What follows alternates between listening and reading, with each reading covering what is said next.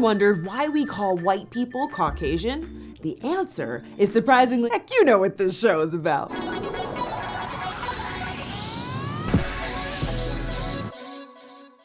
Most people know the definition of Caucasian as a white-skinned person of European descent, right? Not really. Outside of America, white people generally aren't seen as Caucasian at all. Why? Because almost every country has a different definition for Caucasian. A person from the Caucasus region, which in case you're wondering is actually right over here, with parts of Russia, Georgia, Armenia, Azerbaijan, and northern Turkey. So why has Caucasian become synonymous with all white people? Well, buckle your seatbelts because things are about to get pretty racist. A century before Hitler's rise to power, there was another German man who believed white people were the perfect race, Christoph Meiners, who was one of the earliest adopters of scientific racism. Now hold on, because it's about to get really unscientific. Meiners believed that Caucasians, aka the actual people from that region between Russia and Turkey, had, quote, the whitest, most blooming, and most delicate skin. In fact, he viewed every non-Caucasian race as ugly, inferior, immoral, and animal-like. He also believed people from the Middle East and Asia had little intelligence and were predispositioned to be evil. Then German scientist Johann Blumenbach added to this emerging definition. Blumenbach believed that the Caucasus region was home to the most beautiful race of men,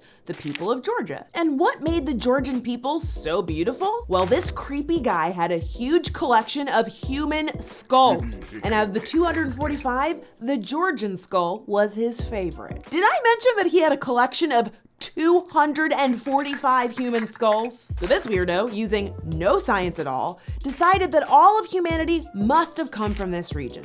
Spoiler alert, we didn't. He also decided that all light-skinned people from Europe belong to the same race, Caucasian. Then he split the rest of the world into 4 other races, which he referred to as degenerate forms of God's original creation. Sounds like a fun guy. Those other races were Mongolian, the yellow race, Malayan, the brown race, Ethiopian, the black race, and American, the red race. Blumenbach's racial classifications went on to be adopted by the newly formed United States, because of course it did. It helped our founding fathers justify things like slavery and selective immigration quotas. But that was a long time ago, right? So why does the word Caucasian persist while other old-timey racial categories like Mongoloid and Negroid have disappeared? Well, there seems to be a few reasons that are a little intertwined. In America, there's a long legal history of the word. The Supreme Court has actually used Caucasian in 64 cases, including one from 1928 that is key. During the 1920s, only free whites, or Caucasians, were allowed to become naturalized citizens.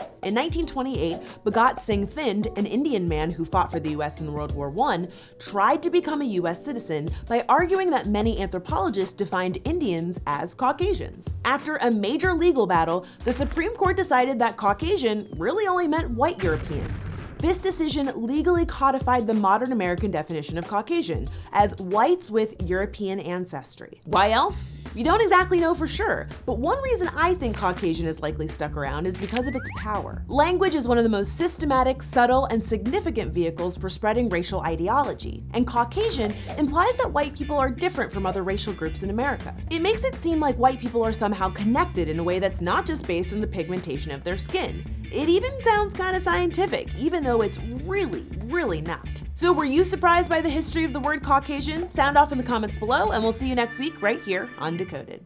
Like Marcus. He thought he was definitely getting in because he was black. Nope, that's just not how affirmative action works. You and Marcus may as well have lit that $75 application fee on fire. And if you really want to get upset, meet Bradley. He's a legacy. Bradley got in because his dad and grandpa both went to school here.